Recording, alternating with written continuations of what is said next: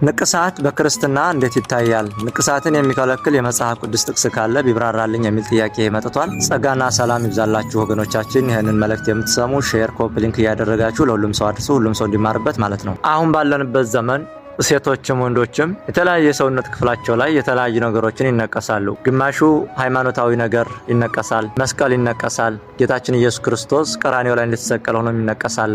መቁጠሪያ እጁ ላይ የያዘ መስሎም ይነቀሳል። ምስለ ፍቅር ወልዳን ይነቀሳል።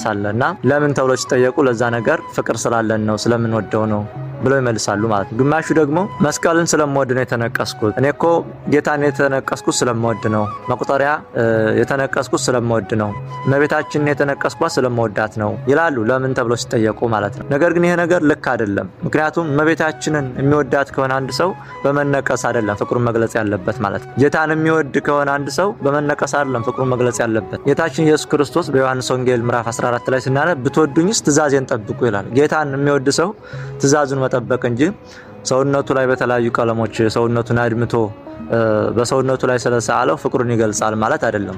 እንደውም የበለጠ ወንጀሉን ነው የሚብሰው ማለት ነው። እና በሃይማኖት የተገባ አይደለም ማለት ነው። ንቅሳትን የሚከለክል መጽሐፍ ቅዱሳዊ ጥቅስ አለ ወይ ወደሚለው ስንመጣ በኦሪት ዘሌዋውያን ምዕራፍ 19 ቁጥር 28 ላይ እንዲህ ተብሎ ተጽፏል ማለት ነው። ስለሞተውም ስጋችሁን አትንጩ፣ ገላችሁንም አትነቀሱት፣ እኔ እግዚአብሔር ነኝ ይላል እግዚአብሔር ማለት ነው። ስለዚህ በግልጽ ቃል በቃል እግዚአብሔር እዚህ ላይ ንቅሳት እንደማይፈቀድ ተናግሯል ማለት ነው። ሌላኛው ደግሞ በሃይማኖት አበው ምዕራፍ 21 ቁጥር 19 ላይ ሰውነትን መነቀስ ኃጢአት ነው የሚል ቃል አለ ማለት ነው። ስለዚህ ባጭሩ ሰውነትን መነቀስ የተገባ ነገር አይደለም ማለት ነው። በህትማማች ቤተክርስቲያን በሚባሉት በምስራቅ ኦርቶዶክሶች፣ በራሺያ፣ በአርመን እንዲሁም ደግሞ በግብጽ ኮፕቲክ ቤተክርስቲያን የተለያዩ አባቶች የተነቀሱ ልናይ እንችላለን። እንዲሁም በአገራችን የተነቀሱ ሰዎች ልናይ እንችላለን። እና በ3ኛውና በ4ኛው መቶ ክፍለ ዘመን በዘመነ ሰማዕታት ማለት ነው ብዙ ስቃይ ብዙ ችግር ያደርሱባቸው ነበርና በአደባባይ አውጥተው ሲሰይፏቸውና ሲገድሏቸው ያን መስቀል እያሳዩ ምስክር ሆነው ይሞቱ ነበር ማለት ነው።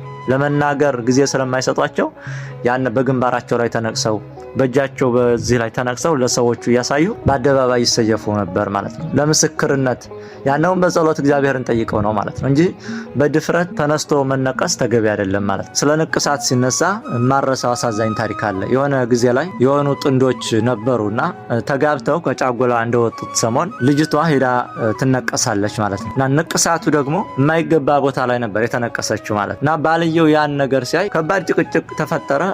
ወደ ሽማግሌ ሄዱ ማለት ነው። እና ሽማግሌዎች ሲጠይቋቸው ሰውነቷን የማይገባ ቦታ ላይ ተነቅሳለች፣ የነቀሳት ደግሞ ወንድ ነው።